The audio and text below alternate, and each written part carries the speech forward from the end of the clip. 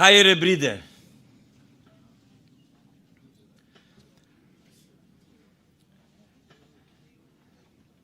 As we stand here on such an awesome day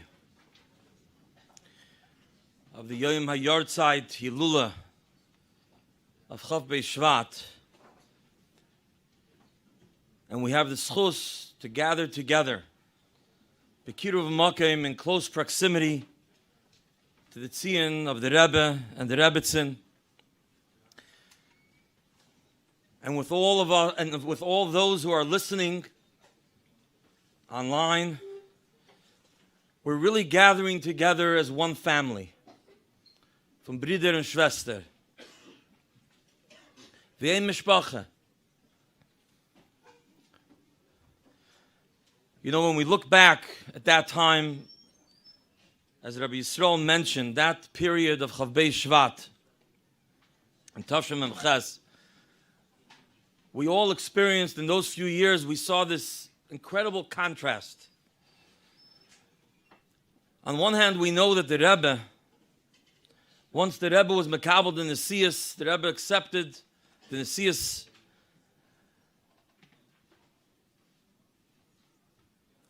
It was probably never before in history by any of the Rabbeim, the amount of time, the hours, the days, the thousands of hours that the Rebbe spent with Chassidim, through Farbrengens, through Yechidus, through giving brachas and dollars and meeting people.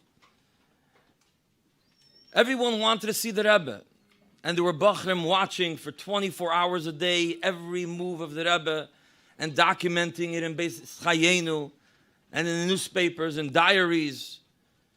In other words, the Rebbe was niskala in a way that it was accessible in many ways, like never before, by any of the other Rabbeim. And then you had the complete contrast, the complete opposite, that the Rebbetzin was behalten, concealed, with a veil. When we were bachrim by the Rebbe, and we looked at this house on President Street, we looked at it with an awe, with a reverence, with a love, but from a distance. It was hidden. No one was able to see. No one was able to come in close contact. I say no one, almost no one. And the Rebbetzin herself, although she was hidden, was completely ibegegeben, devoted her life to the Rebbe, to Chassidim,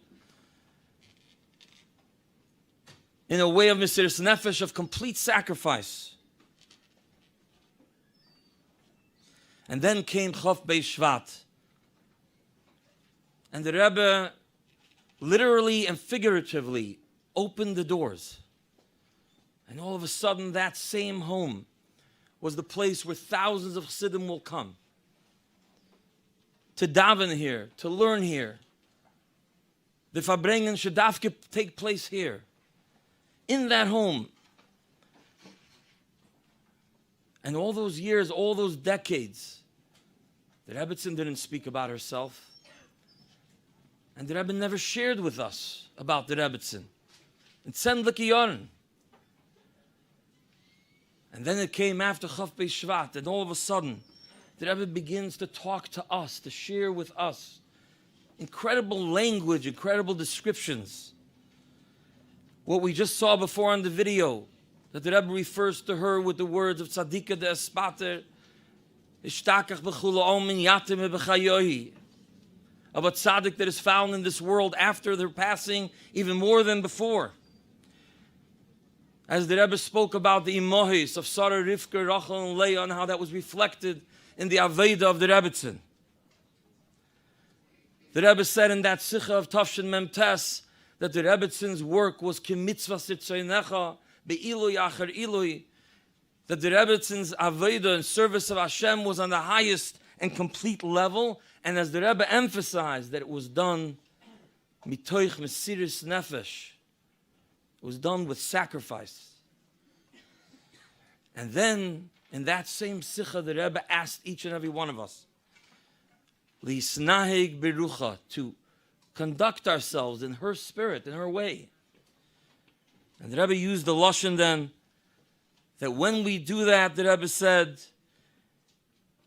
Oz poyalim shehi mevakeshes umispalelas ba'olam ha'emes al kol hamitztarech.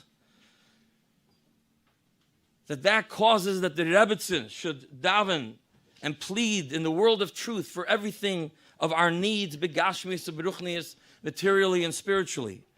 Variches yomim v'shanim teves b'tech brias anachena bebone chaya u'mezayne revicha u'bekulam revicha. Long life, good years, in good health, with children, sustenance, and in all of those in abundance. And then when we just saw in the video how the Rebbe asked about the Rebbetzin, or commented on the Rebbetzин's greatness, and the Rebbe points out that no one understands her greatness. It's underestimated, alluding to that only Hashem can understand the Rebbe's greatness. And when it came to that first Yarhtzeit, on Chof Beis Shevat, and this is in a Sikha that's Muga, the Rebbe says that each and every one of us should increase in Torah, Aveda, Torah, Tefillah, and Tzedakah. And being that the numeric value, the gematria of her name is 470, which is Ace, the Rebbe said it should be Itim La Torah, to set aside time for Torah. As mentioned earlier, the Rebbe wanted Tzedakah to be done with the number 470 on this day, these 24 hours of Chof Beis Shevat. The Rebbe personally asked that institutions should be founded in her name. And the Rebbe said such rich words when the Rebbe described it. The Rebbe said that when one has an institution with her name, this binds her with the work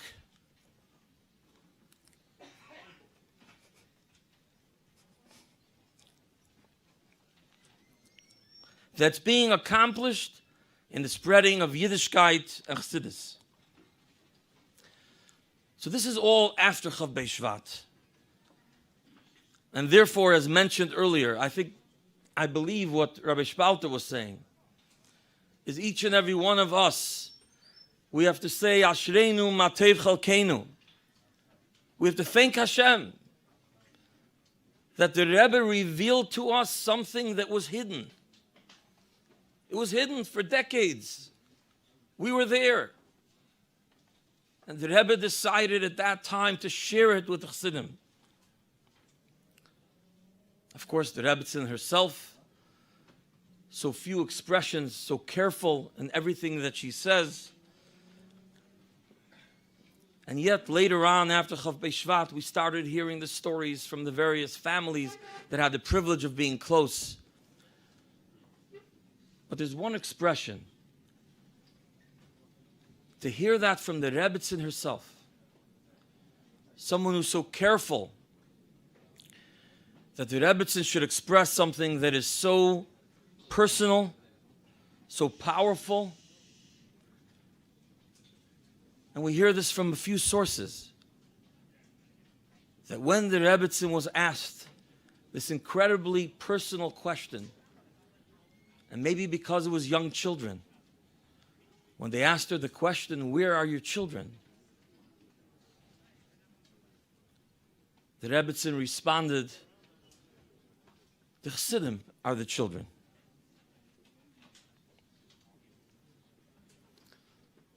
So the Rebbetzin is saying that us, you, I, our children, all of us Chassidim, we are the children.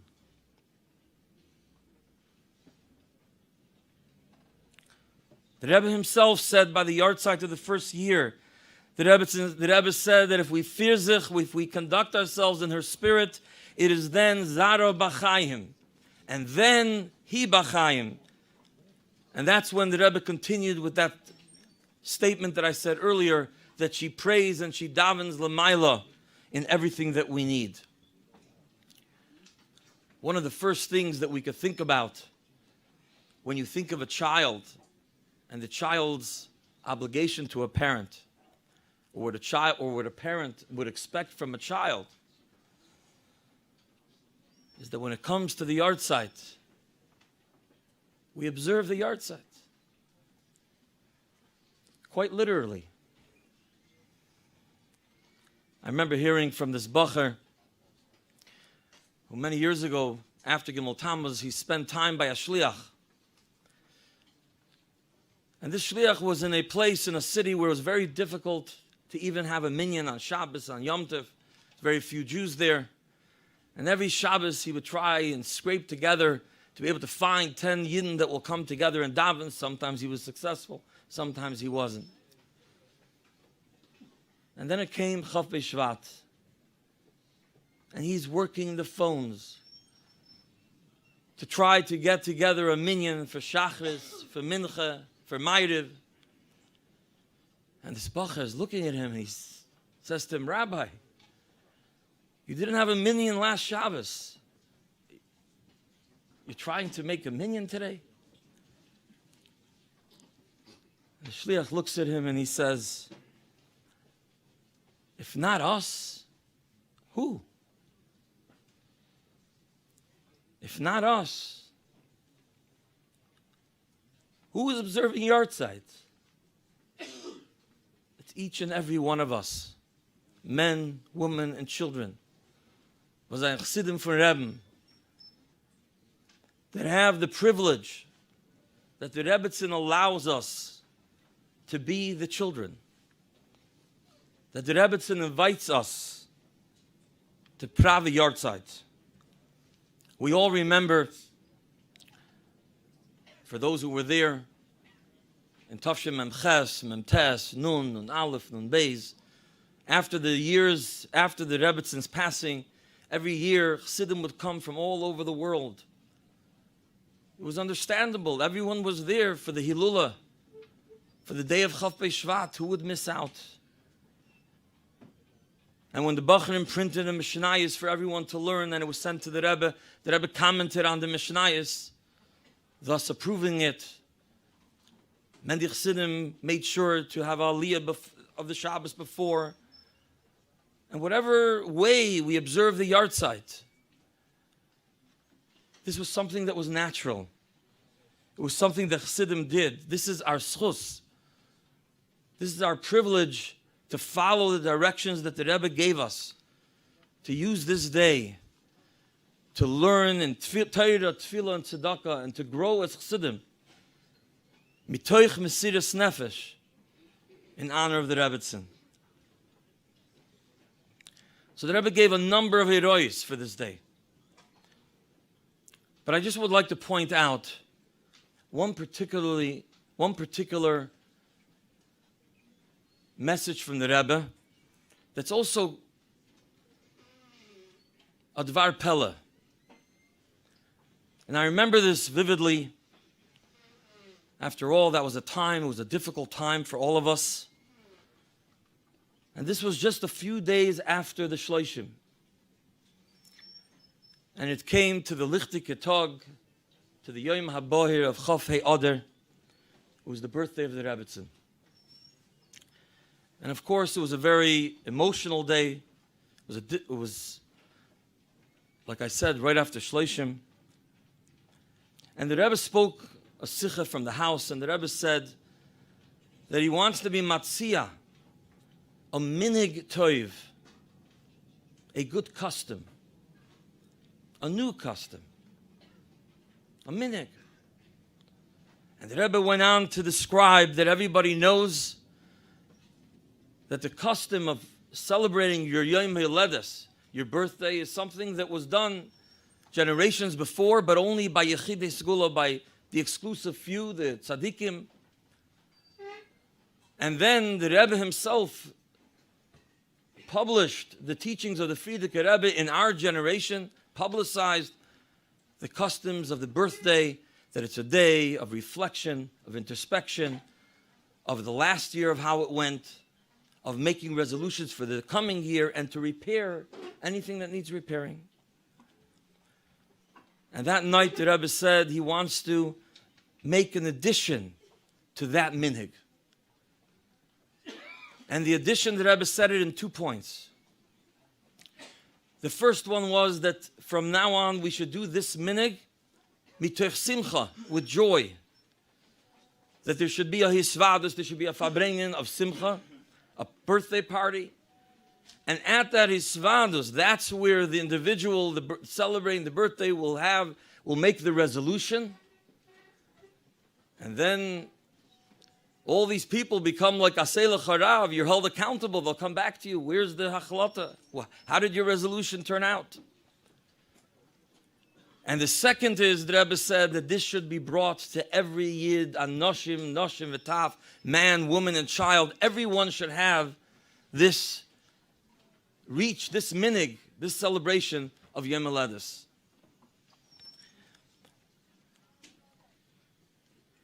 The Rebbe spoke about this. The Rebbe didn't speak about it as a campaign. The Rebbe spoke about it as a minig Yisroel. The Rebbe even went into a discussion that some could complain that it says you're not supposed to, we refrain from adding minhagim or adding new things. And the Rebbe explained that because there's negative things in the world in Yanim built to Tzuyim, therefore there's a place for addition in the positive. But the Rebbe was describing it all as a minig. And then the Rebbe adds a few words. And this is an incredible thing when you look at the Sikha, the edited Sikha from the Rebbe. In a parentheses, when the Rebbe says he wants to add this minig, the Rebbe says, V'yesh loymar l'chol haroitzim shezel lischusa u'le'ilu nishmasa. That if you want, and who doesn't want? If you want, you can have that this custom and your efforts of Yom Haledes and the pashtus, the gathering that you're making in the Eifen Shel Simcha with this Eisafa to this minig, if you choose to, you can make this in the merit of our Rebbetzin and Ilui Nishmasa. I don't know if we find another example of a takana, a minig, a mitzvah, of something that the Rebbe should ask us to do. A minig Yisroel. The Rebbe said it was already in the spashit. It became a minig already. And that we're doing that minig, the Rebbe is saying you can do it il nishmasa lischusa.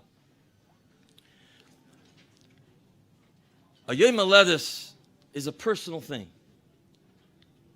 It's a foundational day in our life. It's the day we were created. It's the day we were born. And every year it's our own Rosh Hashanah where we grow in our Aveda of Hashem. So when we come to that day, the Rebbe is telling us, the Rebbe is giving us a schus. Imagine everyone in Chabad, if we follow the Rebbe's, when the Rebbe said about speaking this to men, women, and children, the Rebbe explained, he doesn't only mean your birthday, but when it comes to your children's birthday, you will celebrate with them. When it comes to your parents' birthday, you'll celebrate with them. So on average, if we follow that Hira, we would be celebrating at least 10 times a year a birthday. So now if we come to a birthday, and I tell you, I've seen Chassidim do this, and you sit down with your daughter and she's sitting with 20 of her friends and they're celebrating and she gets up and makes a hachlata and you come to wish a happy birthday and you take a l'chaim and you say, Kinderlach Tayre. We have a Rebbetzin who loves you, who views you Kinderlach as her children. And we have a schus that if we follow in her ways, if we make resolutions today and we grow in our Yiddishkeit, we can have Zara B'chaim, and we can have this Farbrengen, this personal Yom Haledes of yours could all be l'schus u'li'il nishmas of the Rebbetzin. Imagine the gift the Rebbe gave us, that Chassidim in our daily lives, on a yearly basis, many times a year, we could bring the Rebbe and the Rebbetzin into our life. that we can elevate our own personal experience to be with the Rebbe and to be with the Rebbetzin. And therefore, darf danken dem Eibishten, Ashreinu Matev Chalkeinu, that the Rebbe was megala to us that which was nelam u'mechusa, and the Rebbe revealed to us that through our Aveda, we have the schus to have such a shaychus. And when we do so, we could come here to the Ohel, we could come to the tziyun of the Rebbetzin with our families, with our wives, with our children, and we come here to say Ashreinu. We thank the Rebbe, we thank the Rebbetzin for that opportunity. I'll just conclude that I heard just lately the story with the Hager family. Everyone knows the Hager family in England that had a very close relationship with the Rebbetzin. And Mrs. Hager described of how that relationship started. It was the Zayda many years ago who was very ill, and he was told that he has to travel to Paris to get a very complicated surgery. It didn't look good. And through Chabad in London, he was inspired to go to New York and meet the Rebbe in Yechidus. He met the Rebbe in Yechidus. The family doesn't know the details, but they know he went back home. He did not have a surgery, and he recovered miraculously. And Mr. Hager decided he now took a second trip. He got on a plane from England in those days and made the trip to the Rebbe for one reason only: to say thank you. And the Rebbetzin heard about this. And the Rebbetzin asked to meet this Mr. Hager. And the Rebbetzin, after that, met with the family again and again, embraced them, and the relationship continued for decades and for eternity. And the Rebbetzin herself expressed later that she saw a person that decided to get on a plane from England to come specially. So